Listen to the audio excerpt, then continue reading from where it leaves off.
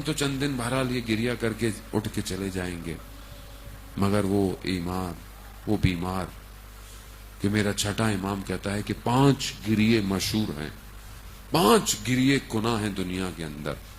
پہلا حضرت آدم ہے جنہوں نے بہت گریا کیا، بہت گریا کیا۔ دوسرا گریا حضرت یعقوب کا گریا جو اپنے بیٹے یوسف کے غم میں کرتے۔ تیسرا حضرت یوسف کا اپنا گریا۔ چوتھا گریا ہماری شہزادی حضرت سیدہ کا گریا کہ جو اتنا گریا کرتی رہی۔ 5واں گریا سید سجاد کا گریا، کتنا گریا کیا۔ بڑی مماثلت ہے حضرت سیدہ میں اور امام سجاد میں، یہ بھی گریا کرتی رہی اور یہ بھی گریا کرتے رہے۔ گریا کیسا تھا کہ جب بی بی گریا کرتی تھی تو مدینہ کے لوگ کہتے تھے نا کہ ابن الحسن فاطمہ سے کہیے یا دن میں گریا کرے یا رات میں گریا کرے۔ اللہ، بی بی کیا فرماتی ہیں، اتنی مصیبتیں مجھ پہ پڑی کہ اگر روزے روشن میں پڑتی تو تاریخ ہو جاتا۔ ہاں، اور ایک سید سجاد کا گریا ہے۔ کہا مولا کیوں اتنا گریا کرتے؟ کربلا کو ختم ہوئے زمانہ ہو گیا۔ ایک عالم دین سے پوچھا گیا کہ یہ امام سجاد کے لیے کہا جاتا ہے، امام زمانہ کے لیے بھی کہا جاتا ہے کہ خون کے آنسو روتے ہیں، یہ خون کے آنسو کیسے نکلتے ہیں؟ تو اس عالم دین نے رومال اٹھایا اور اپنی آنکھوں سے اور ہٹایا، کہا کہ خون کے آنسو تو ہم رو سکتے ہیں، وہ سید سجاد تھے جو اپنے سامنے یہ سب دیکھتے رہے۔ ہاں ذاتارا محترم، امام جب پانی آتا تھا نا، امام پانی کو دیکھ کے گریا کرتے تھے اور اپنے بابا کی پیاس کو یاد کرتے تھے۔ جب کھانا آتا تھا تو کھانے کو دیکھ کے گریا کرتے تھے کہ میرے بابا کو بھوکا پیاسا مارا۔ امام کا خادم کہتا ہے کہ ہم نے امام کے لیے بستر لگاتے تھے مگر امام بستر پہ نہیں سوئے، زمین پہ سوتے تھے۔ کہا مولا کیوں نہیں؟ کہا میں کیسے سہوں کہ جب میرے باپ کو اس طرح کربلا میں شہید کر دیا گیا۔ ہاں آزادار میں امام کے بڑے غم ہیں، امام نے خود اپنے غموں کا اظہار کیا ہے۔ امام خود فرماتے ہیں کہ ہمیں کربلا کے واقعے کے بعد جو ہے وہ گھوڑوں پر بغیر زینوں کے اور اونٹوں پر بغیر مہاروں کے سوار کر دیا گیا، اور نیزوں پر ہمارے پیاروں کے سر تھے، اور جب ہماری آنکھوں سے آنسو نکلتے تھے تو نیزوں سے ہمارے سروں کو جو ہے وہ کوڑا جاتا۔ ہاں زادارن محترم، ہم امام کے غم کو برداشت نہیں کر سکتے۔ آپ تصور کریں کہ امام کی اس دن کا، اس مغرب کی نماز کا جو امام نے ادا کی تھی، روز عاشورہ گزرنے کے بعد جب پہلی مغرب آئی ہوگی تو کچھ بھی نہیں بچا۔ آپ خود تصور کریں کہ سید السجاد نے خدا کی بارگاہ میں جو سجدہ کیا ہوگا، سبحان ربی العلا و بحمدہ۔ علی اکبر چلے گئے، عباس چلے گئے، قاسم چلے گئے، بابا چلے گئے، سبحان ربی العلا و بحمدہ۔ تو پروردگار ساری حمد تو ثنا تیری ہے۔ اللہ، کیا قربانی ہے، کیا سختیاں ہیں۔ امامت کا پہلا سوال دیکھیں کہ بی بی زینب سلام اللہ علیہ آگے کیا کرتی ہیں کہ بیٹا سجاد خیموں میں جل کے مر جائیں یا باہر نکلے۔ ہاں زاداران محترم، کس طرح کہتے ہیں مقاتل کہتے ہیں کہ انہوں نے حملہ کیا، خیموں کی طرف آئے، امام بیمار ہیں بستر پر، مگر بی بی زینب نے آ کر اپنے وقت کے امام کو بچایا ہے۔ کہا اس کو اگر کچھ کہا تو مجھے کچھ کرنا ہوگا۔ کہا اچھا یہ بیمار ہے، بیمار کیا کرے گا، چھوڑا۔ مگر کس طرح اس بیمار کو کوچا اور بازاروں میں پھرایا گیا، ہاتھوں میں رسیاں ہیں، مقتل کہتا ہے کہ گلے میں توق ہے۔ ایک جگہ امام گزرے، امام کا کوئی جاننے والا ملا، امام نے اسے کہا تیرے پاس رومال ہے؟ کہا کیوں؟ کہا توق کی خاردار گردن میں زخم کیے دیتا۔ اللہ، یہ وہ زخم تھے کہ جو آخری زندگی تک امام کے ساتھ رہے۔ ہاں زادارن محترم، یہ ایام بڑے سخت ایام ہیں ہمارے لیے۔ ہم اس کو تصور ہی نہیں کر سکتے کہ اغیار کا مجمع ہو اور اہل حرم ساتھ ہوں اور امام وہ بھی امام ہو.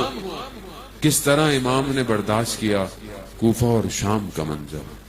امام سے جب پوچھا گیا مولا کربلا میں کون سا واقعہ آپ کے لیے سخت تھا؟ علی اکبر کے سینے پہ برچھی، قاسم کے بدن کے ٹکڑے، حضرت عباس کے بازو؟ نہیں. امام کیا فرماتے ہیں؟ امام نے 3 دفعہ کہا ہائے شام، ہائے شام، ہائے شام. یہ شام میں کیا ہوا ایسا؟ کیا ہوا؟ ہاں زیادہ رحمتم جب یہ شام پہنچے ہیں تو شام میں کہتے ہیں ایک منادی ندا، خوشی کا سما ہے، عید کا سما منایا گیا. شام میں لوگ رنگ برنگے کپڑے پہن کر آئے کہ باغی آ گئے ہیں، باغیوں کے اسیر آ گئے ہیں، ہم نے انہیں مار دیا ہے اور ان کو اسیر بنا کر لائے. اور کہتے ہیں بازار شام میں اتنا عرصے کھڑا رکھا گیا کہ جب تک لوگ جمع ہو گئے.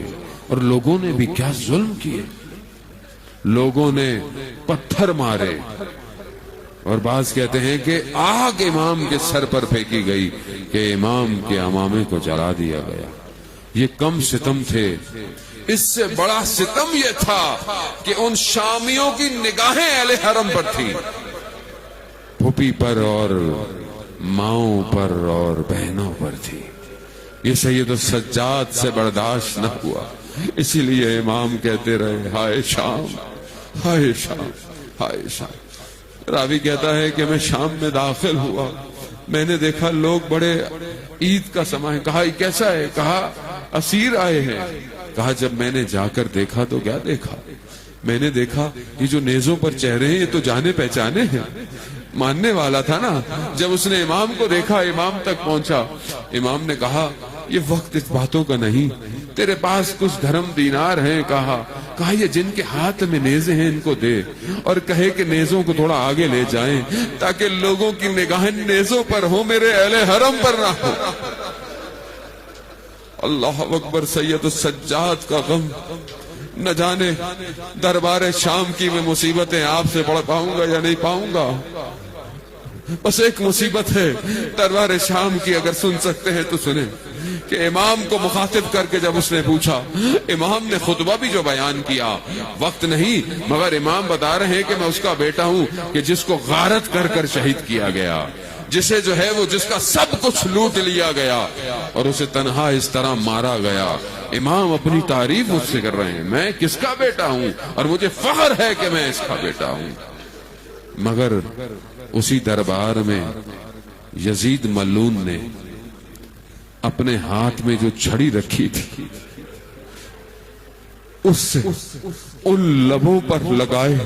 اللہ، میں تو لفظ بھی ادا نہیں کر سکتا کہ جن لبوں کو رسول ہر وقت چومتے رہے ہوں اس پر وہ ملعون شراب نوش کرتا رہا اور جو ہے وہ سر مبارک امام حسین کو اس لکڑی سے جو ہے وہ توہین کرتا رہا. نہ جانے امام نے کس طرح برداشت کیا ہوگا. ہاں آزادانہ محترم، بس یہ وقت ہوا. اگلی مصیبت ہے سجاد کی، بڑے غم ہے امام کے. ہم کیا بیان کریں کہ شام کے زندان کی جو کل میں نے مصیبت پڑھی آپ کی خدمت میں، وہ تو بی بی سکینہ کی مصیبت تھی نا. اب امام کی مصیبت تو دیکھیں کہ امام اپنی اس چھوٹی سی بہن کو اسی کرتے میں زندان میں دفنا کے آ گئے ہیں.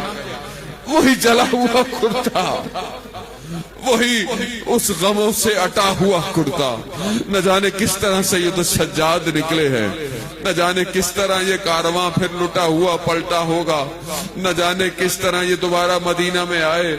بعض بیان کرتے ہیں کہ امام کے اپنے چچا امام کو پہچان نہ پائے. امام اتنے ضعیف ہو گئے تھے اس حادثے کربلا کے بعد. ہاں زادانہ محترم، وقت گزر گیا، امام کا دور آیا، امام کے اوپر بھی سختیاں آئیں، امام کو بھی زہر دیا گیا اور امام بھی شہید ہو گئے.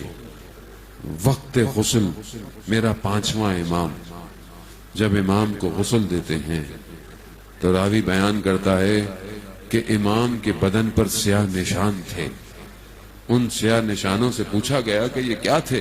کہا رات کی تاریکی میں بابا غریبوں کے لیے کھانے پینے کا سامان لے کر جاتے تھے، پیٹھ پر نشان پڑ گئے۔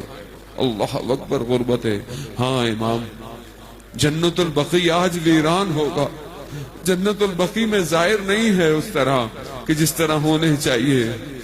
یہ غربت ہے امام سجاد کی کہ وہاں روشنی بھی نہیں ہے، اندھیرا ہے، تاریک ہے، اسی زندان کی طرح۔ اور شاید یہی ہو امام سجاد اپنی بہن کو پیغام دینا چاہتے ہوں کہ میری بہن، جس طرح تمہارے زندان میں تاریکی تھی، میری قبر پہ بھی آج تک ویسی ہی تاریکی ہے۔ ہاں عزیزان محترم، میں کہوں گا امام کو غسل کفن دیا گیا، امام کو مدینہ میں بڑے آرام سے دفنایا گیا۔ میں کہوں گا یا امام باقر، آپ کو بھی بڑا غم ہوا، یقیناً آپ نے اپنے بابا کی گردن کے زخم بھی دیکھے ہوں گے، آپ نے تازیانوں کے نشان بھی دیکھے ہوں گے، لیکن آپ اپنے بابا کو بڑے آرام سے دفنا دیا۔ مگر لا یوم کا حبحبت اللہ، اے میرے مولا، آپ کے بابا نے نہ جانے کس طرح اس کربلا میں جو 3 دن وہ بدن کربلا کی خاک کو کھاتا رہا، جب 3 دن بعد امام سجاد پہنچے ہیں نا تو ایک ایک قبروں کو دفنایا، نشانیوں کو بتایا یہ اس کی قبر ہے۔ جب دور بنی اسد نے کہا کہ یہ کس کا بدن ہے، کہا تم جاؤ، چھوڑ دو، اسے میں اکیلا دفناؤں گا، کچھ اور لوگ آئے ہیں میں ان کے ساتھ دفناؤں گا۔ کس کا بدن ہے؟ یہ سر بریدہ بدن ہے، بدن پہ زخم کے نشان اتنے ہیں کہ کہتے ہیں امام نے بڑے آرام سے نیچے سے جنازے کو اٹھایا ہے کہ بدن زخموں کی وجہ سے چور چور ہو چکا، پھر اس کو قبر میں دفنایا، پھر اس کو چھپایا، اور پھر قبر پر کیا لکھا کہ یہ کس کی قبر ہے؟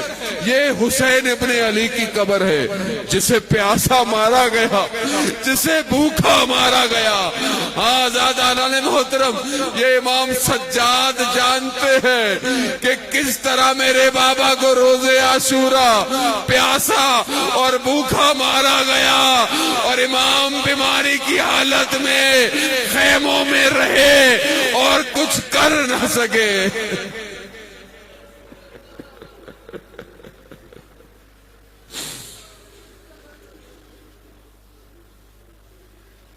الا لعنۃ اللہ علی القوم الظالمین وسيعلم الذین ظلموا أي منقلب ينقلبون۔